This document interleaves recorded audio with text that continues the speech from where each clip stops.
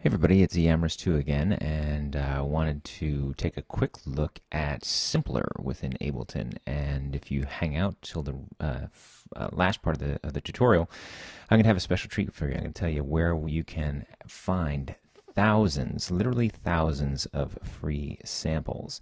I'm going to open my browser over here in the other window. I'm not going to tell you where that is. I'm going to make sure it's all ready for you though, right? Tease, tease, tease. Okay. Anyway, so here I have Simpler open at the bottom of my screen, and I already have a sample loaded into it, so let's hear what that sounds like.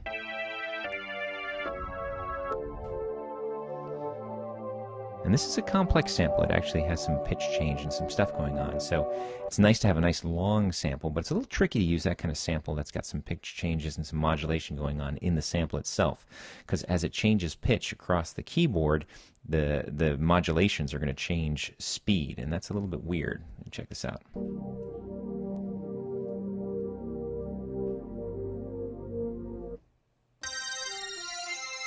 Right, so that's not exactly ideal.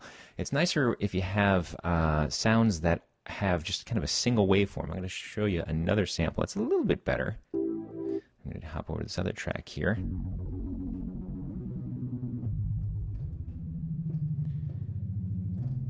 You still hear that though, as I'm moving up and down the keyboard. It's definitely changing the rate of that modulation there. I'm also using a filter on this, so the harder I play, I get more of an effect there.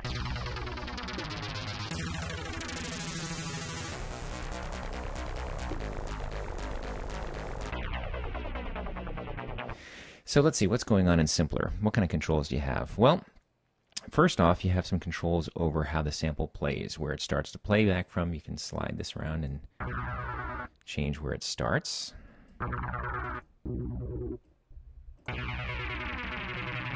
Right.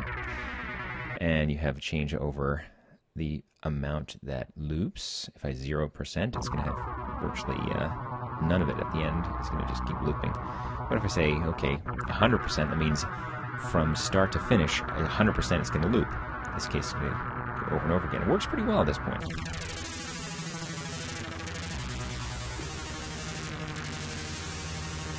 Okay. So it's looping 100%. Now I also can adjust the length.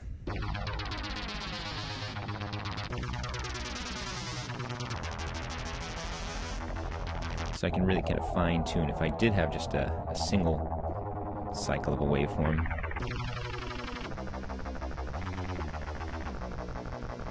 I could get in there and kind of fine tune that up. Now fade, what that does, it controls a crossfade at the loop points. So I'm going to turn it down a little bit here. If I have 100% of the sample looping, I can't really use a crossfade because it just, it has nothing to fade with. But here I have a subsection of it that's going to loop, and then I'm going to fade. It's going to control the steepness that the fade in and out have. So it just basically makes the loop points kind of more gradual.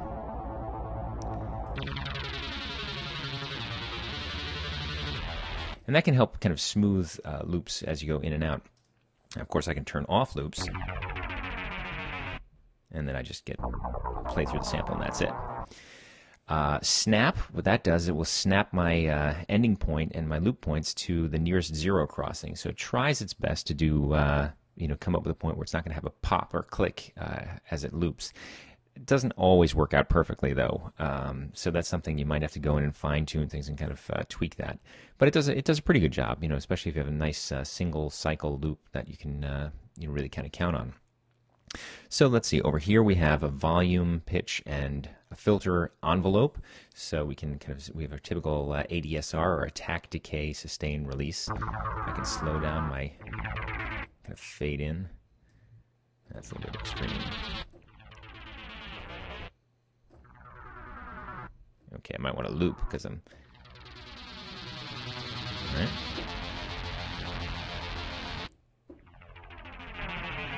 Come in quicker, and I'm going to decay slower.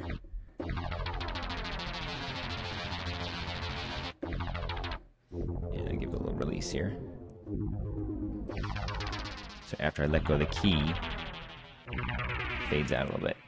I can control the filters envelope as well.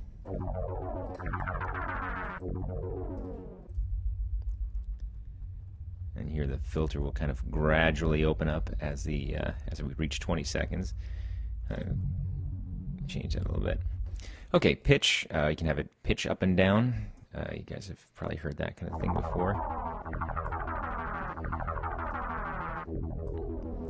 Let's see. Let's something happen here. It's a little tricky in this particular sample, so it's sort of got a lot of stuff going on. So I don't know how effective pitch is going to be. We're going to leave that for now. That's more like if you have, again, if it had a nice pure waveform, that would come in more handy. So here's our main filter section.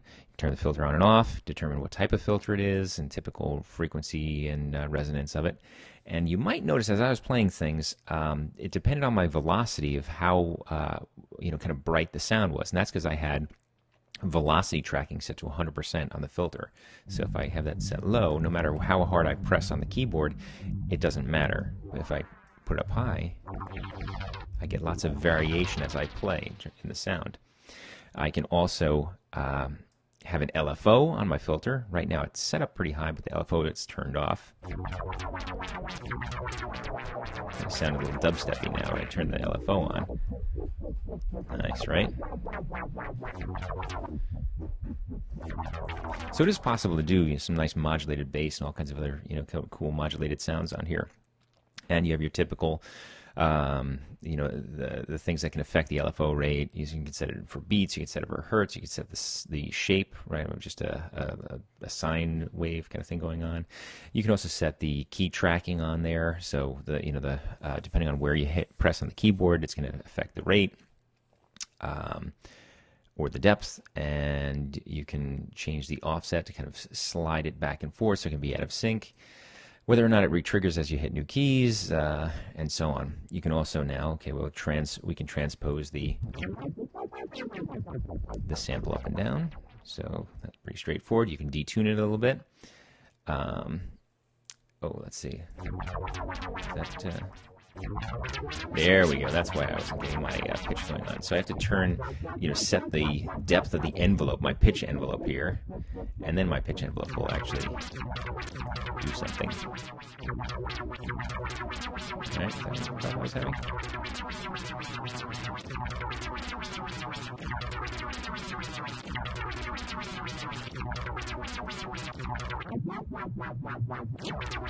I don't know, I'm not a big fan of pitch modulation, but you get what the idea there is. You're modulating the pitch according to this envelope, and you set sort of depth to it. Okay, we'll set that back to 0. You have let's see, also glide and portamento type of thing. You have a spread, so you can sort of create a little bit of a chorusing, beef up the sound, and so on. Then you can pan, set overall volume, and so on. So let's see, also number of voices. So if you want to have it like right now, it's set for monophonic. But you can also decide, okay, you want it to be polyphonic. In this case, with the kind of really ambient bass patch, I don't know if I'd want to add a lot of polyphony to it.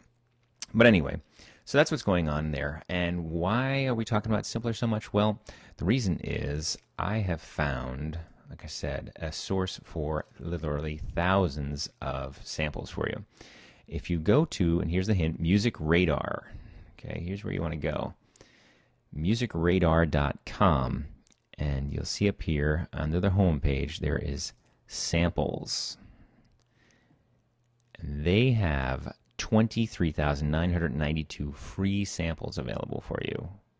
And they range everywhere from ambient to, what else do we got? Ambient to funk to remix samples, Afrobeat samples, acoustic guitar samples, house percussion, wonky samples, jazz club samples, songwriter samples, filthy hippie samples. It's got dubstep, house. It's unbelievable. Some of the the amount of samples you can get here for free. You just go there, you download it, you get a zip file, you put it on your hard drive, drag those samples in. There's lots of drum loops. There's things that you can use within Simpler. So I mean, you're talking about, I don't know what you pay for a library of 24,000 professionally recorded samples. So that's worth definitely checking out. Oh, it's been 10 minutes. So on that note, I'm going to sign off. I think I've given you some good hints, shown you a little bit about how Simpler works, and given you an incredible source for lots of free samples. So definitely check that out. Have fun. Knock yourselves out.